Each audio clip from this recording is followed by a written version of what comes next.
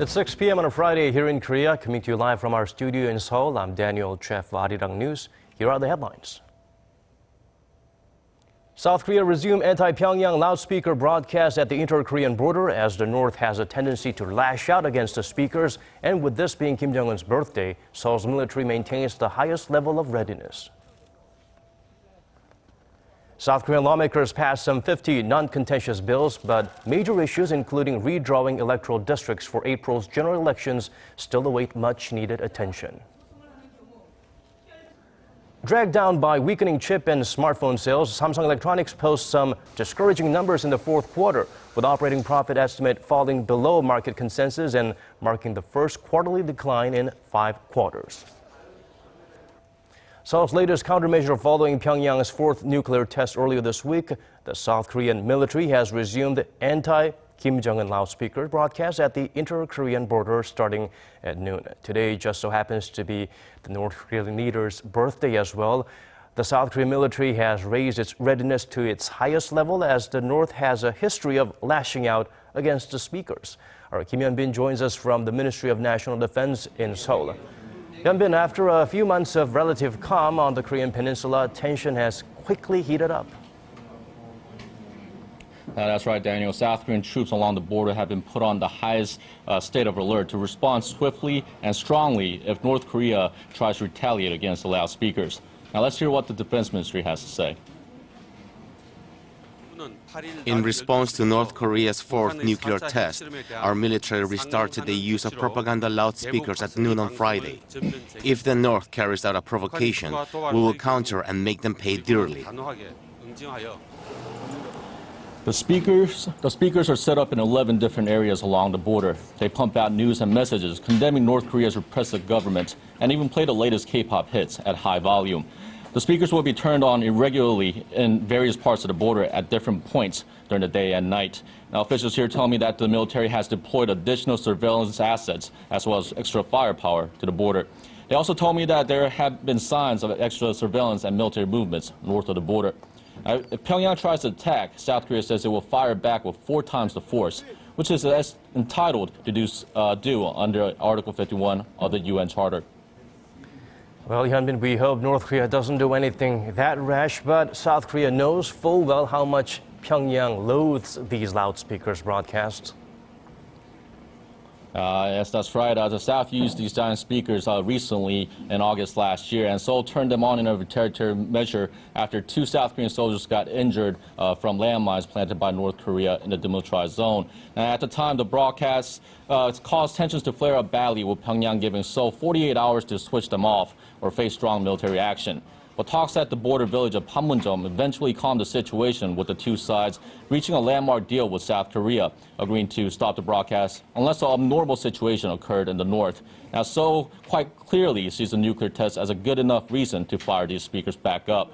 North Korea has repeatedly called for the end of the broadcast, viewing them as an insult to its dignity. Now, Pyongyang is also concerned that an influx of outside information could pose a threat to its young leader.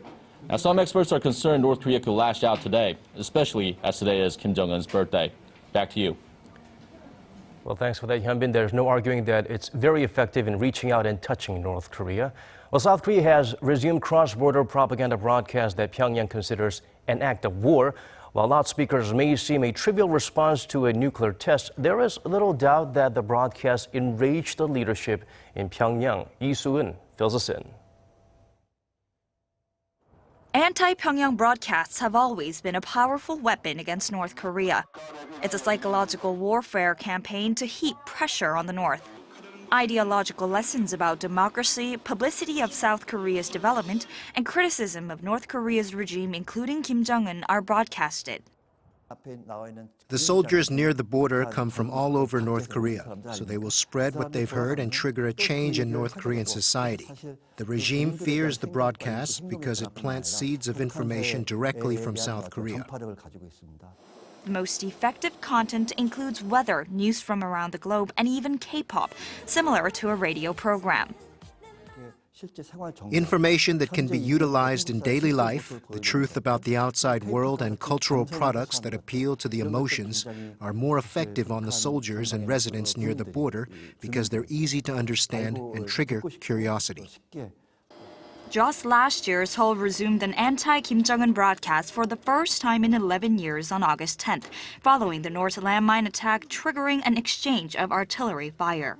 Broadcasts were suspended again after 2 weeks with the landmark agreement reached by the two sides' top officials. South Korea has aired broadcasts at the North from 1962 to 2004, when they were taken down after an interKorean agreement. The loudspeakers were reinstalled in 2010 after the North torpedoed the South Korean warship Cheonan, killing 46 sailors. 이수은, Arirang News. South Korea, the U.S., and Japan held a vice-ministerial level video teleconference to share information regarding North Korea's fourth nuclear test. Seoul's Defense Ministry said Friday.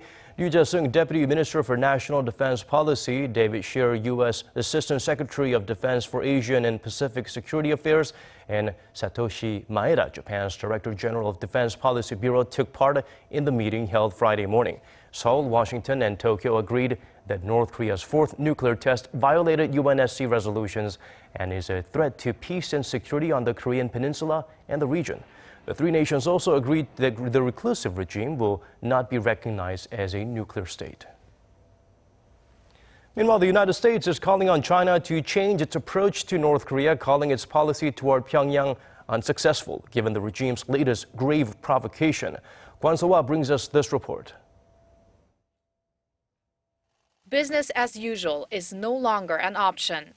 That's what U.S. Secretary of State John Kerry told Chinese Foreign Minister Wang Yi over the phone Thursday as the two discussed North Korea's fourth nuclear test earlier this week. Kerry told reporters that he made clear to his Chinese counterpart that China's North Korea strategy was unsuccessful. Now, China had a particular approach that it wanted to make, and we agreed and respected to give them space to be able to implement that. But today in my conversation with the Chinese, I made it very clear. That has not worked, and we cannot continue business as usual. The top U.S. diplomat said the two agreed to work closely and discuss several ways to deal with North Korea's nuke test Wednesday, which Pyongyang claims to have been its first successful H-bomb test. Kerry added that he has held constant consultations with Beijing and that North Korea has been discussed ever since his first trip to China. As China is North Korea's closest and most important ally, both diplomatically and economically, the international community is urging Beijing to put more pressure on the communist state. That also applies to China's stance regarding the United Nations Security Council's decision to adopt a new resolution on Pyongyang. In the past, China tended to defend North Korea more, but under the Xi Jinping leadership, the Pyongyang-Beijing relationship hasn't been as strong. I think this time China will be more active in participating in sanctions against the North. Meanwhile, according to Seoul's Foreign Affairs Ministry, Minister Yoon Byung-se is expected to speak to his Chinese counterpart over the phone Friday evening regarding the issue. Kwon So-hwa, Arirang News. South Korea said it will postpone all inter-Korean civilian exchanges and business supporting North Korea. However, Seoul is taking a prudent approach to dealing with issues regarding the inter-Korean Kaesong Industrial Complex, the last remaining symbol of economic cooperation between the two Koreas. For details, we turn to Connie Kim. South Korea remains cautious regarding the option of a possible shutdown of the inter-Korean Kaesong Industrial Complex, or withdrawal of its workers in response to North Korea's fourth nuclear test. Seoul's Unification Ministry said Friday it's monitoring the situation in Pyongyang and will take measures accordingly with the safety of its citizens the utmost priority. The government will take necessary steps to ensure the safety of South Koreans who move in and out of the complex. Operations at the joint complex remain unaffected following North Korea's claim of a successful hydrogen bomb test. But as a follow-up measure on Thursday, entry was limited to South Korean businessmen and those directly involved in the operations. Ministry officials say the number of people coming in and out of the industrial park will be around 800, about 100 less than before the partial restrictions were imposed. Kaesong Industrial Complex has been the only remaining symbol of inter-Korean economic cooperation, even after North Korea carried out its first nuclear test in 2006, torpedoed the South Korean warship Cheonan, and bombarded South Korea's Yeonpyeong-do Island. When the joint complex shut down following Pyongyang's third nuclear test, South Korean companies operating in the park reportedly suffered losses of some 1 trillion Korean won, or roughly $834 million. While Seoul's Unification Ministry remains cautious regarding operations at the Kaesong Industrial Complex, South Korean companies in the park are reportedly concerned of another possible shutdown. Connie Kim, Arirang News. It's the final day of the National Assembly's extraordinary session, but not much progress was made in terms of passing contentious bills. According to our Shin Se-min, rival lawmakers continue on pointing fingers at each other for failing to come to an agreement. The National Assembly held a plenary session Friday with some 50 non-contentious bills, including a resolution denouncing North Korea's fourth nuclear test adopted by the parliamentary committee just a day ago. But the parliament could not avoid ending the extraordinary session empty-handed, with 9 of the hotly debated issues failing to be put on a vote during the plenary session. That means no progress on major contentious issues, including bills on improving the service sector, counterterrorism, the 5 labor reform bills, as well as redrawing electoral districts for April's general election, as rival lawmakers continue to play the blame game. The main opposition party was too focused on its interest, leading to indifference and irresponsibility on the public's livelihoods. Our party is ready to handle economic reform-related bills, but the ruling party is dragging its feet on the issues. With less than 100 days remaining before April's parliamentary election, the redrawing of the electoral map remains a crucial issue. Kim Dae-yeon, the Deputy Secretary General of the National Election Commission, submitted his official resignation, taking full responsibility for his inability to finalize the constituency map. After multiple rounds of discussions, the subcommittee of the NEC failed to decide constituency boundaries for April election, making the 246 constituencies across the country legally invalid starting New Year. The issue of the electoral map will be dealt with at the Parliament's provisional 30-day session that begins on January 9th. But with no guarantee of progress, it could take some time for the National Assembly to win back the people's trust. Shin Se-min, Arirang News. An Cheol-soo's new party is quickly taking shape ahead of the April general elections, with political heavyweights agreeing to join hands with An. Former Environment Minister Yoon Yeol-jun made the latest move today. Yoon will co-chair a preparatory committee for the new party with Emeritus Professor of Seoul National University Han Sang-jin. The committee will officially start operations on Sunday, while the party's establishment is set for March. An left the main opposition party, formerly known as New Politics Alliance for Democracy, last month after talks over leadership with then Chairman Moon Jae-in fell through. The name of the new party is 국민의당, that is the Korean name that's recently announced. We'll have the official English name later. Moving on, Samsung Electronics says its fourth quarter profits did not meet analysts' expectations. The Korean firm's operating profit jumped on year but fell on quarter, which watchers say was probably down to sluggish demand for its smartphones and components. Kim Min-ji looks into the disappointing digits. Korean tech giant Samsung Electronics' fourth quarter earnings fell short of market expectations. According to the company's earnings guidance, operating profits stood at just over $5 billion during the October to December period, up more than 15% on year, but down over 17% from a quarter earlier. Sales rose 0.5% from a year ago to over $44 billion. The operating profit estimate falls below the market consensus of $5.5 billion and marks a quarterly decline for the first time in 5 quarters. Sales also failed to meet analyst expectations of $44.5 billion. Analysts attribute the slowdown in earnings to weakening chip and smartphone sales, Samsung's 2 biggest moneymakers.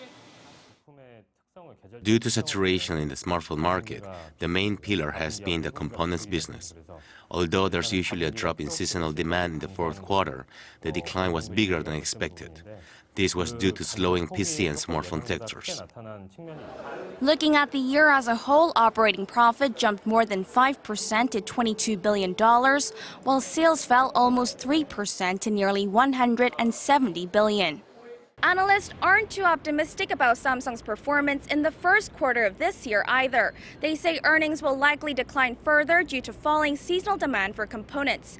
The release of the new Galaxy S7 may provide a much-needed boost, but only time will tell. Kim Min-ji, Arirang News. China's security regulator announced it would suspend its stock market circuit breaker mechanism after it invoked an automatic shutdown on Thursday for the second time this week. The change took effect Friday with hopes of calming volatility after early closure prompted panic across global stock markets the day before. After falling over 7% yesterday, the CSI 300 index of major Shanghai and Shenzhen stock added 2% on Friday. In Korea, the local benchmark Kospi tumbled below the 1900 mark when the market opened, hitting the lowest point in 4 months. But it regained some composure, closing up 0.7% from the previous session.